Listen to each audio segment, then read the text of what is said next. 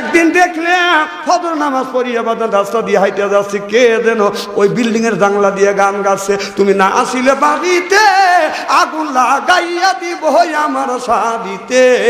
অমনি আমি দাঁড়াইয়া গেলাম। আমি প্রতিবাদ চিন্তা করলাম, প্রতিবাদ যদি না করি আল্লাহর আদালতে আমি আসামি হয়ে যাবো। হযরত হাসান ইবনে সাবিত রাদিয়াল্লাহু তাআলা হইতে হাদিসটিতে বর্ণিত, ক্বালা ক্বালা রাসূলুল্লাহ সাল্লাল্লাহু আলাইহি ওয়াসাল্লাম বলেছে, বিল বাসাই ওয়াজাররাই ওয়াহিয়াল বাসরিয়া জুল জান্নাহ রাওয়াহুল বুখারী। আল্লাহু আকবার।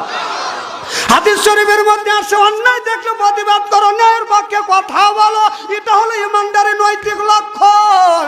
আমি চিন্তা করলাম যদি প্রতিবাদ না করি কিয়ামতের ময়দানে বোবা শয়তান হয়ে আল্লাহর আদালতে আমার দাঁড়াইতে হবে। ও যখন বলতেছে না আসিলে বাড়িতে আগুন লাগাইয়া দিব আমার শাড়িতে, আমি কই তোর শাড়ি তুই আগুন লাগা মরবি, তাতে আমার কি, মর তুই মর। তখন আমি প্রতিবাদ করে জানালাম, তুই না দাঁড়ালে নামাজে তোর নামটি থাকবে লেখা জাহান্নামেতে।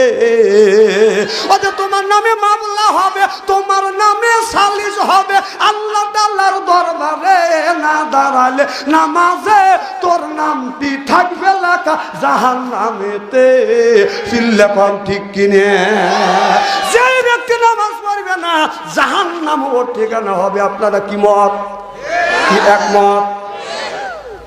যারা নামাজ পড়ে না হেরা এভাবে রয়েছে, চিন্তা করে আমি নামাজ পড়ি না, হুজুর আমার বিপক্ষে ওয়াজ করতেছে। আচ্ছা, যে নামাজ পড়ে তারে কি বলে? নামাজি।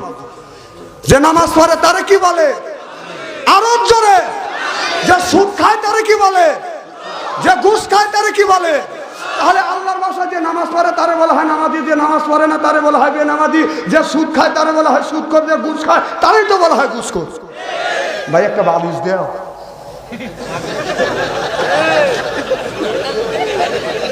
এই দিনই তো আমি শোনে টাকা, এই দিন আমি বেশি রাতে ওয়াজ করে উঠলে আমি দেখছি আমরা বলি আলিফ আর পাবলিক কয় বালিশ।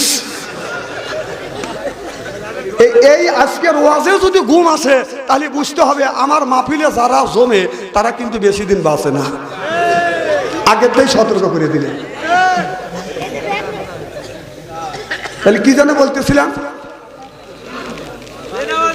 বেনামাজি। যে নামাজ পড়ে তারে বলা হয় নামাজি, যে পড়ে না তারে বলা হয় বেনামাজি, যে সুদ খায় তারে বলা হয় সুদখোর, যে ঘুষ খায় তারে তো বলা হয় ঘুষখোর। কি কর?